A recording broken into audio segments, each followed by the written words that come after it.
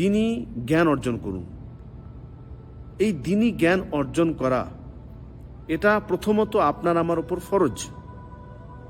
দুনিয়াবী জীবনে ইবাদত করার ক্ষেত্রে যে সমস্ত ফরজ কাজগুলি আপনাকে আমাকে করতে হবে, আপনার আমার উপর বাধ্যতামূলক, সে কাজগুলি করার জন্য যতটুকু জ্ঞান প্রয়োজন ততটুকু জ্ঞান অর্জন করা আপনার আমার উপর ফরজ।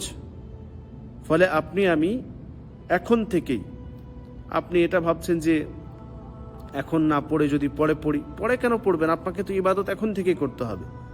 সালাতের সমস্ত কিছু বিধিবিধান, দোয়া দরুদ সব কিছু আপনাকে এখন থেকে মুখস্থ করতে হবে, এখন থেকে বুঝতে হবে।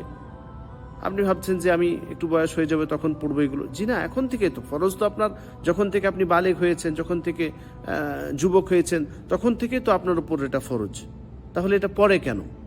এখন থেকে করতে হবে। কারণ এখন থেকে যদি মুখস্থ করে নেন দোয়াগুলি, অনেক ব্যক্তিদেরকে দেখা গেছে যে আপনি দেখবেন যারা একটু বয়স হয়ে গেছে এখন চাচ্ছে দোয়াগুলি মুখস্থ করতে, কিন্তু পাচ্ছে না। একটু বয়স হয়ে গেলে তখন আর চাইলেও সম্ভব হবে না যে কাজটি আপনি এখন করতে পারবেন সেটা তখন পারবেন না।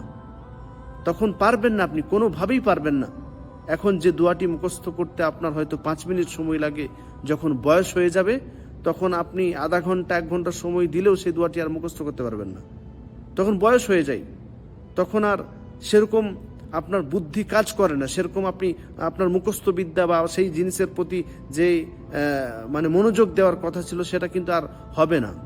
ফলে এই যৌবনকালেই যতটুকু আপনার আমার ওপর ফরজ ততটুকু জ্ঞান আমাকে আপনাকে অর্জন করতেই হবে। এটুকু আপনি খেয়াল রাখুন এবং সেটা প্রথম থেকে শুরু করুন। আকীদার বিষয়ে আপনি একটি বই পড়ুন, সালাত সম্পর্কে একটি বই পড়ুন, যে যে জিনিসগুলো আপনার উপর ফরজ সেগুলো সম্পর্কে একটা বই নিন এবং সেই বই আপনি পড়ুন।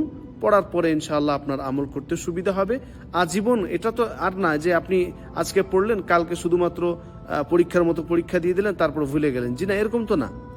সালাত সম্পর্কে আজকে যদি আপনি সম্পূর্ণ বিধিবিধান দলিল সহ এবং দোয়াগুলো অর্থ সহ যদি সবকিছু পড়ে নেন, তাহলে সারা জীবনকার জন্য যথেষ্ট হয়ে গেল, কাজে লেগে গেল। তো একবার আপনি পড়ুন, আজ থেকেই শুরু করুন। প্রথমত আকীদা সম্পর্কে যে কোনো একটা ভালো সহি আকীদার আলেমের লিখিত বই, বাংলা বই, কত পিডিএফ পাওয়া যায় মোবাইল থেকে। মোবাইলটা ভালো কাজে ব্যবহার করে যে কোনো একটা মোবাইলে পিডিএফ ডাউনলোড করুন এবং তারপরে পড়তে শুরু করুন। যতটুকু সম্ভব আপনার পক্ষে আপনি জ্ঞান অর্জন করুন। এখন অনেক সহজ জ্ঞান অর্জন করা। আপনি সেখান থেকে বই পেয়ে যাবেন এবং বই পড়ে জ্ঞান অর্জন করতে পারবেন।